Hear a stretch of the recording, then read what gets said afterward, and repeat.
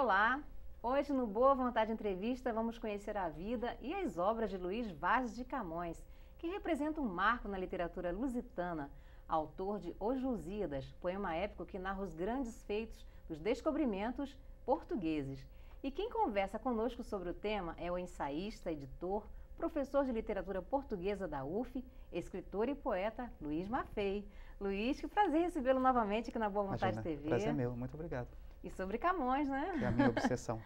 Que ótimo. A gente queria saber de você, porque a gente sempre ouve que há muitas incertezas a respeito da biografia de Luís Camões, né? Inclusive até da data de nascimento, é verdade? É verdade. Não se sabe precisamente a data nem o ano.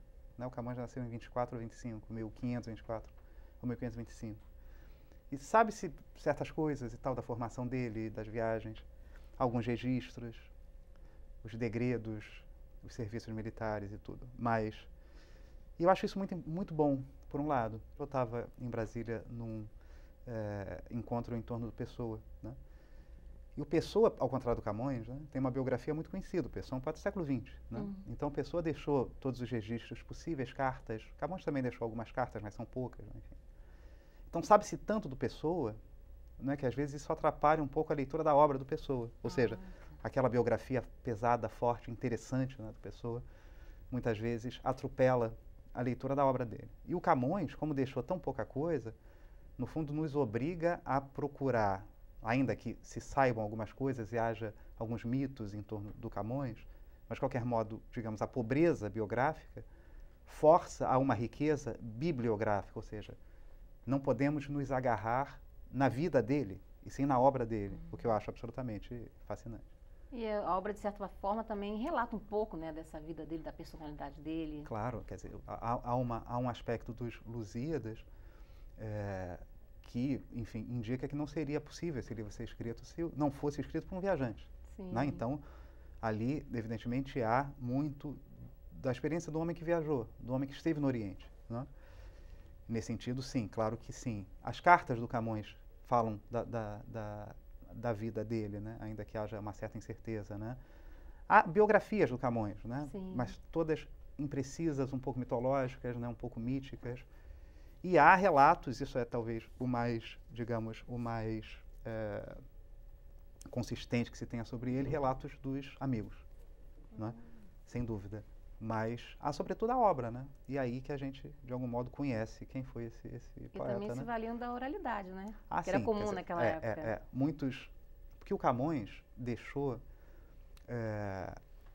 em vida editado só os Lusíadas, né? Os outros poemas dele passavam, os poemas líricos, né? Passavam por cancioneiros e eram conhecidos por manuscritos e tudo mais.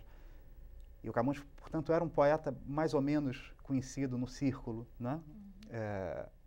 Mas não era um poeta que depois se tornaria, né, o maior poeta.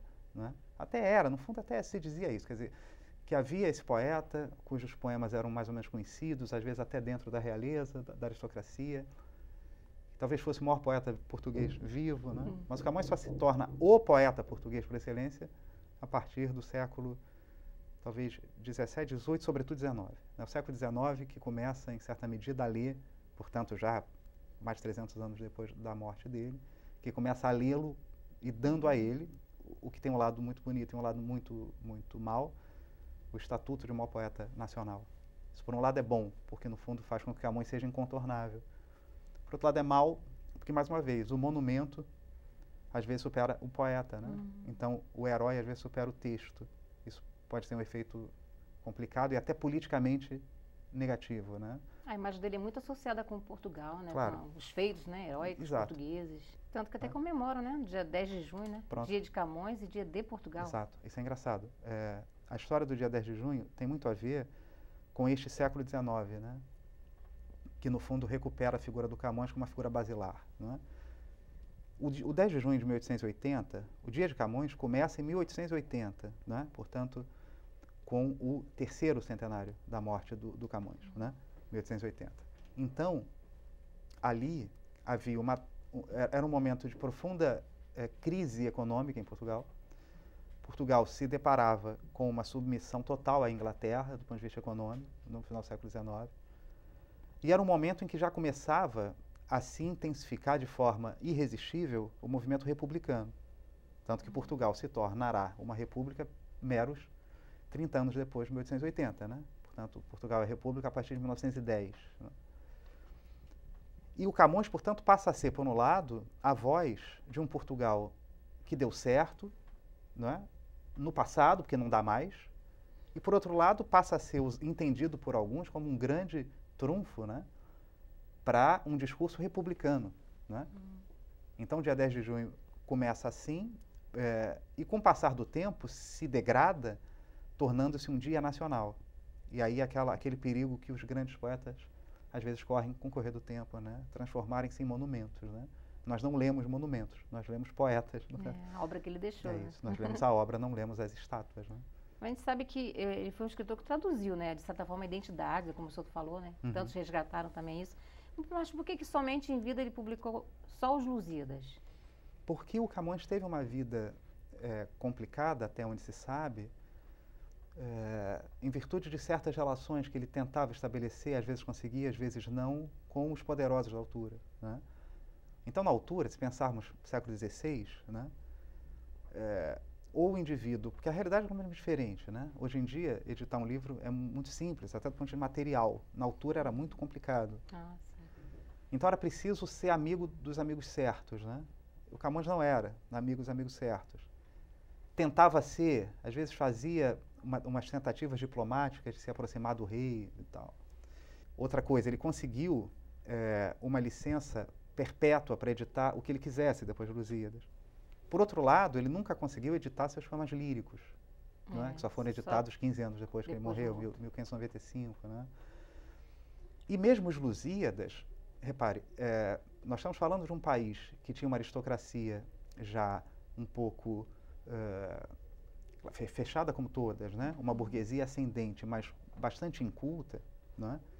E um país que tinha, imagina, uma dificuldade de relação com leitura, que partia inclusive de uma outra concepção de povo, de um analfabetismo diferente do nosso tempo, né? Que fazia com que a relação do homem com a literatura fosse diferente. Né? Por tudo isso e por muito mais razões, o Camões não teve a possibilidade de editar seu livro. O Camões morre em 1580, todos os relatos dão conta de que morre pobre. O epitáfio do Camões diz que ele viveu e morreu miseravelmente. Né? Nem os Lusíadas deram devida glória a Maria. Né? Não. E ele recebia na altura uma tensa, que era uma pensão pelos serviços militares na Índia. Todos os soldados do Império recebiam. Né? E ele morre e fica para a mãe. Né? Isso é um detalhe engraçado. Né? A mãe do Camões sobreviveu a ele. Né? Então também teve isso, quer dizer, uma realidade pobre. Quer dizer, o poeta de texto mais rico era o poeta de vida mais pobre. Então, a partir dos Lusíadas, a língua portuguesa passa a ter uma feição muito semelhante à de hoje. Né?